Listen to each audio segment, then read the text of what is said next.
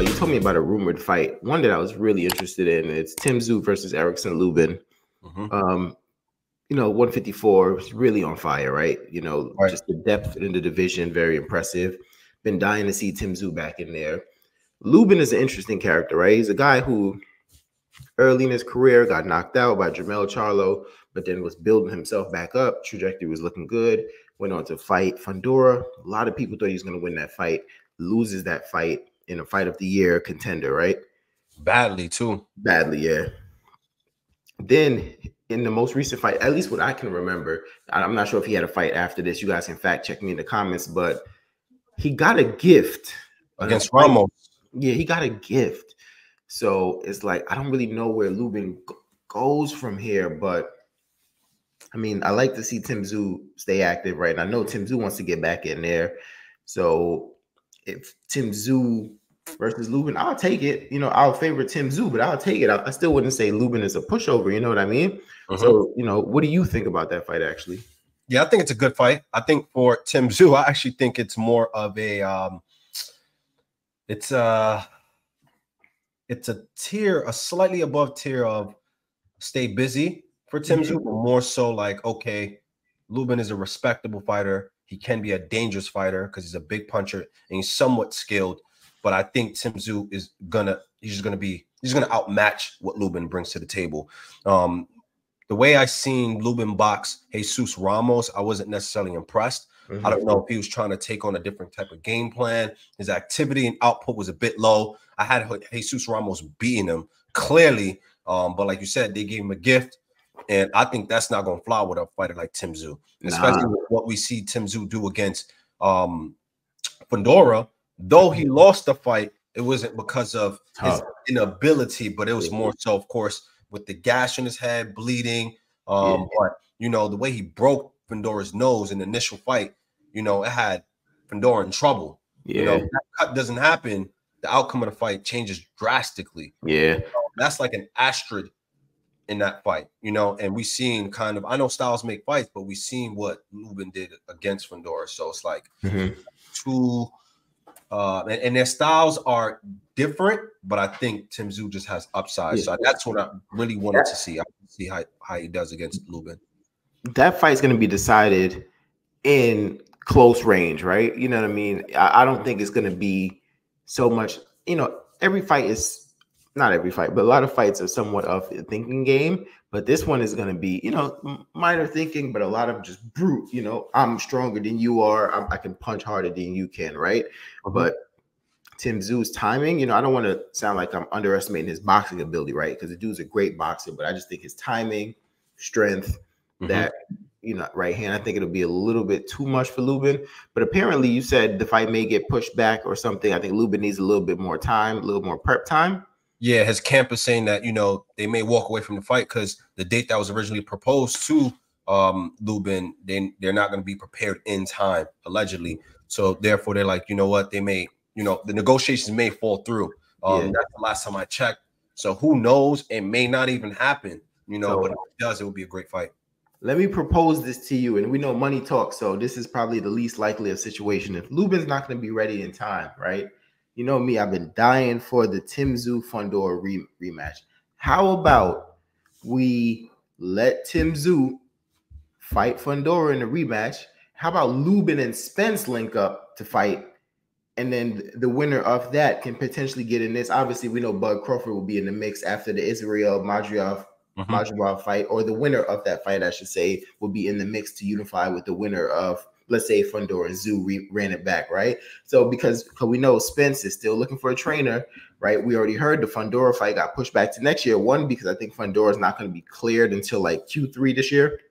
No, I think he won't be cleared until like Q3 or early Q4 this year, right? Right. We know Spence is still looking for a trainer. So that fight, I'm thinking it's pushed back, and obviously they don't want to tamper with dates like, Fury and Usyk going to fight again in December, I believe. Canelo may fight again later in the year, Javante. So you don't want to fight on those dates, right? So the Errol Spence and Fundora got pushed to next year. But if Fundora can somehow go this year, maybe he locks up with Tszyu. Maybe you let Spence and Lubin fight, which I think is not a better fight, But I think, you know, Spence, after what we last saw, probably needs a get acclimated fight. I wouldn't necessarily consider that a tune-up, but I think it's a good, you know, as you called it, a good stay busy fight. And if let's say if Spence wins that, let's say if Fundora wins this rematch, then maybe you guys lock it up, man. But give Tszyu his rematch, man. Tszyu needs the rematch. Spence, get out the way. Crawford, you wait. Give Tszyu the rematch, man. Nah, he really deserves it. All jokes aside. Not gonna lie, I definitely echo the same sentiments. You know, Tszyu definitely deserves that rematch against Fundora. You know, I feel like Timzu's team failed him in that fight. You know, just take the no contest. You know, but clearly they dropped the ball. And I'm not gonna lie, that's a great idea with the with Erickson Lubin versus Errol Spence. That's a great idea because we've seen Erickson Lubin in his last fight, iffy performance. And of course, Errol Spence took a beating against Terrence Crawford, and he's moving up in weight. So that'll be an interesting fight. It's going to be a lot of unanswered questions that we will have to wait to see until we see that fight.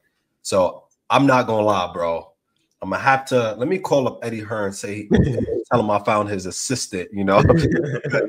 That was great because then you can have Erickson Lubin and Errol probably fight first. And then you have Tszyu and Fundora probably fight a little later on, you know, when the stakes is not as high. And then, like you said before, winner both can kind of clash. I think that'll be a phenomenal plan. And also, of course, I would say Lubin is less likely to walk away from a fight against Errol Spence than he would with Tszyu because of the money that's going to come with it. So, right. So I definitely think something like that. And this is, you know, obviously, you know, I don't know. I don't think the man has been decided at 154. I know a lot of people are saying Crawford is the man, but just because he hasn't fought there yet, I'm not going to disrespect the guys who've been fighting there. You know what I mean? Right. But, you know, they're still, you know, lobbying for position of who is the man at that division.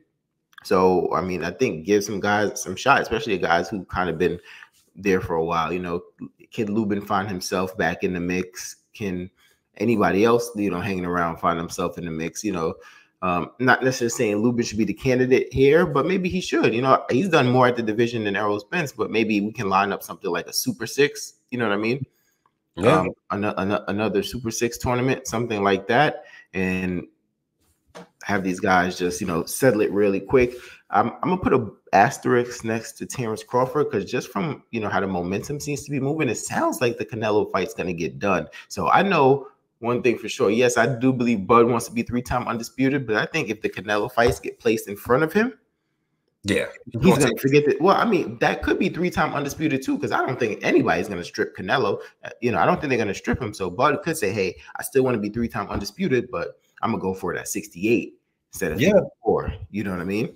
Yeah, and he really wants that fight. You could tell he's more motivated for that compared to anything else. So he'll scrap anything to get that Canelo fight. Whereas Canelo has lost less motivation because the smaller man's coming up to face him. Unless, of course, Ali Sheik can, you know, pay, you know, throw them dollars up and get Canelo's attention. So yeah, but you know, with that all being said, what do you want to see? Who do you want to see fight Fundora? Fundora seems to be at the center of all these things, and I guess it's because he has one belt. I checked the rankings the other day; it says he has 2 belts, but I heard he was going to be stripped of the WBO one for somehow not accepting a Terrence Crawford fight, even though Terrence Crawford, had it. You know, I don't know. I got to do a little bit more research on that. If anybody can educate me in the comments on that, but who do you want to see Fundora fight? Who's the man at 54? And would you like to see Tszyu get his rematch? And maybe what do you think of Spence Lubin? Do you think that's a good fight? You know, and maybe the winner of that can throw their hat back in the ring. But maybe those are 2 guys who have something to prove. You know, so make sure you guys jump in the comment section. Make sure you like, subscribe. 2 cents short of $1. More videos coming soon. We out. All right.